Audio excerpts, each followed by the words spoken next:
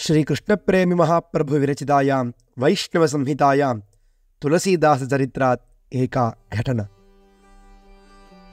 आसीत् तुलसीदासः नाम सर्वशास्त्रार्थपण्डितः, राघवध्यानतत्परः महात्मा च।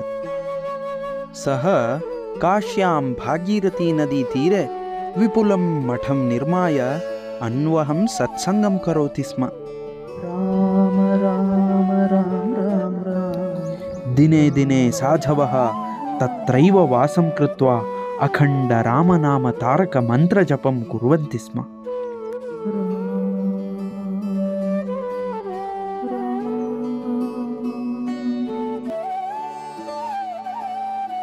बहवः धर्मज्ञाः श्रद्धावन्तः धनिकाः अन्नदानाय धनं धान्यं च तन्मठे प्रयच्छन्ति स्म।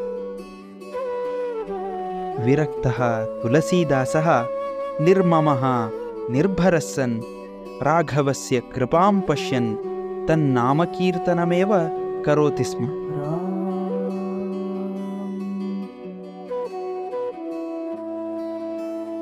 कदाचित् तस्करः कश्चिदागत्य ईदृशं मठं धनधान्यसमृद्धं दृष्ट्वा सः खलः स्पृहाम् अलभत।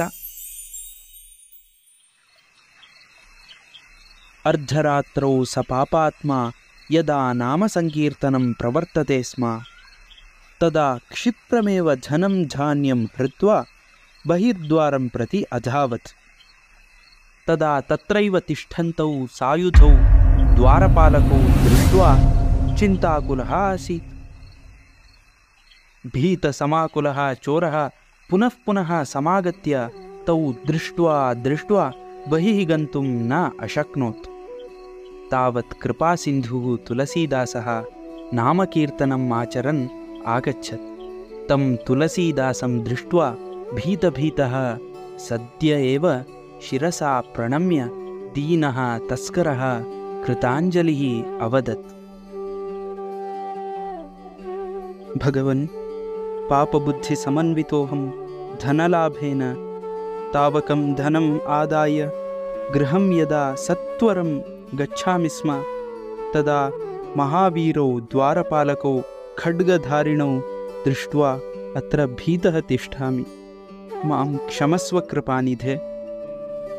तदा दीनवत्सलः तुलसीदासः तस्करम् अवदत्, भवान् हि वैष्णवश्रेष्ठः, त्वयि रामः प्रसीदति। त्वया हि श्रुतिवाचामगोचरः भगवान् दृष्टः। अस्मिन् मठे न क्वापि द्वारपालकौ मया नियुक्तौ, नूनं तौ महात्मानौ साक्षात् श्रीरामलक्ष्मणौ एव। त्वं दारिद्र्यात् दुःखितोऽसि, तस्मादेव चौर्यं करोषि। त्वं यथेष्टं धनं स्वीकुरु, अहं सदा त्वयि प्रसन्नोऽस्मि। इदं धनं न मामकं, रामस्यैव इति तत्र न संशयः। श्रियः पतिः जगन्नाथः राघवः आवयोः पिता, तस्मात् किञ्चिदपि तव पापं न। चिन्तां भयं च सन्त्यज, पित्रार्जितं धनं सर्वं तनयेन एव लब्धव्यं किल।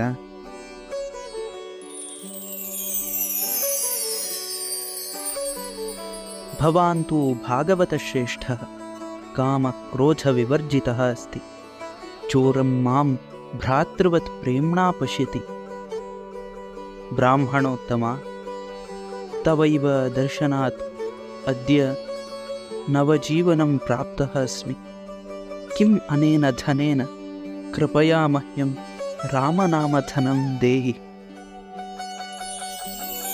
इत्युक्त्वा विहिताञ्जलिः तस्करः तुलसीदासपादयोः निपत्य प्रेमभावेन अरोदत्। तदा महामनः तुलसीदासः तस्यैव शिरसि स्वकरपङ्कजं निधाय तस्य कर्णे तारकमन्त्रम् उपदिशत्।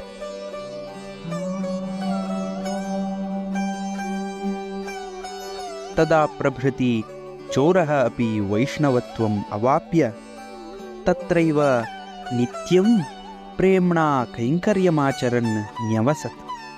एवं वैष्णवाः स्वार्जितेषु धनेषु कदापि ममतां न कुर्वन्ति। अमलमानसाः भागवतोत्तमाः अत्यन्तदुष्टमपि प्रेम्णा एव समुद्धृत्य अभिरक्षन्ति। पापबुद्ध्यापि ये सङ्गं कुर्वन्ति हि महात्मना